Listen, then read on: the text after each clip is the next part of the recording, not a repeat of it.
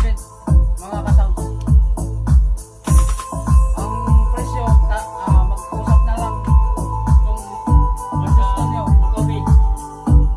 para magkano sa presyohan private. Una sa lahat, huwag nyo kalimutan Mag-subscribe. pindutin ang notification bell, Like and like share. and share. Mga guys. Thank you mga guys. Sa susunod na video, subscribe kayo para maano yung video.